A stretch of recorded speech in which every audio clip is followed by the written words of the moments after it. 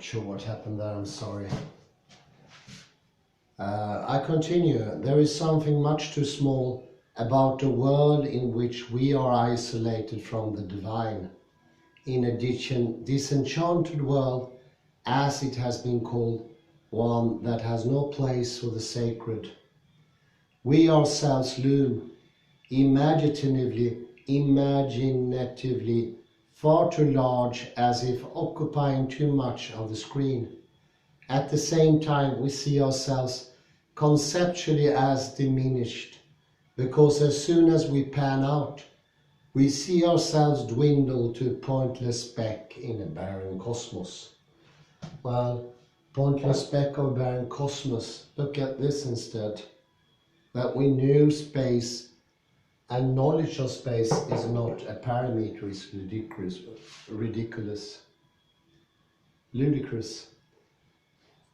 A religious cast of mind sets the human being and human life in the widest context, reminding us of our duties to one another and to the natural world that is our home. Duties, however, that are found in love and link us to the whole of existence. The world becomes ensouled, and we have a place in it once more.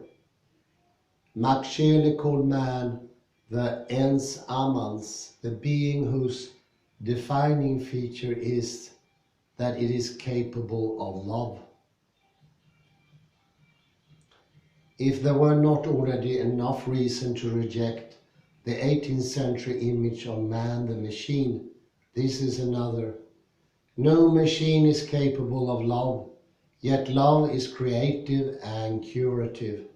As we've seen, according to the traditional Judaic teaching, tikkun, repair, is brought about by human acts of compassion in the world, much as the redemption which Christ symbolizes is realized and renewed in the acts of kindness and mercy of each one of his followers. There are sparks of divine fire still burning in the fragments of the vessel, out of which we rebuild the world.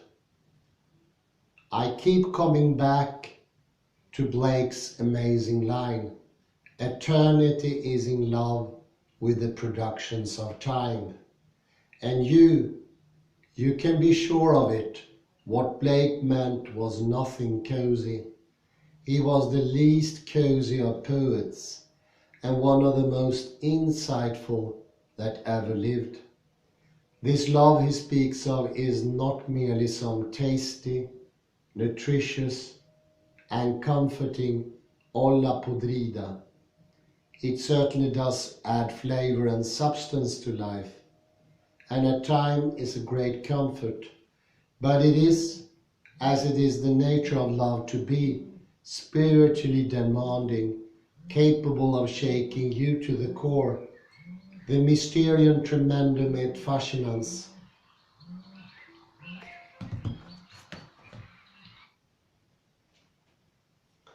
According to the great philologist Max Müller, soul is the Gothic Saivala, and this is clearly related to another Gothic word, Sives, which means the sea.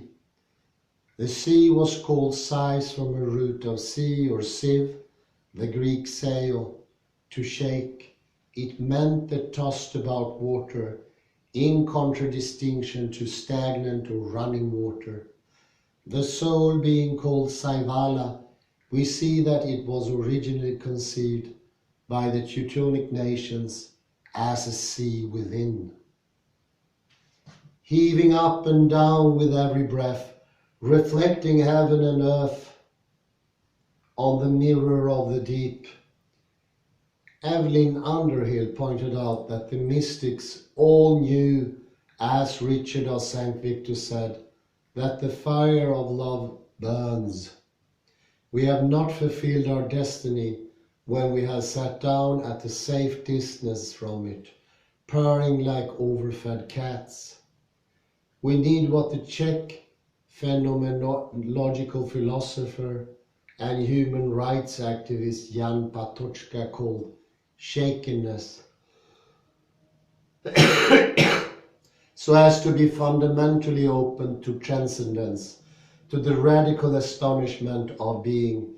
Not to be astonished is to be true, not to be truly alive. It is something of which we have intimations that fill us with a healthful fear and awe, a fear in the sense of reverence, not timidity. So, S.C. Lewis said, I don't see how fear of God could ever have meant to me anything but the lowest prudential efforts to be safe.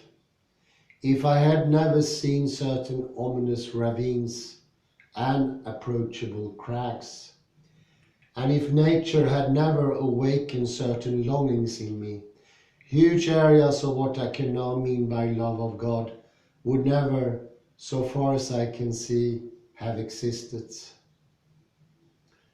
So it makes us smaller if we see only one perspective, but with the predominant idea that we have access to the objects, a whole avalanche of nonsense starts. We lose the grip on what reality is, and we think our very little take, limited, partial, of the objects would be enough. We are stuck with the Ziondens when we can have the Zion. It's nothing wrong with the Ziondens, but they are very limited. Well, they are very limited if we think what we can see and feel is all. Remember the blind man who didn't want to have cure. This is the state of modern man. It didn't used to be, but it is today. This is the way out of this, and this is also the reason we lost our rationality, because it's sitting here in the chest, always have and always will be. The idea that the body was a pile of flesh is new. It did not exist before 500 BC. And the idea got stronger and stronger, and today we think that our body is a piece of furniture that we drag along. So far from the truth, so very far from the truth. I say thank you very much and have a very pleasant night. It was quite a treat. Bye bye for now.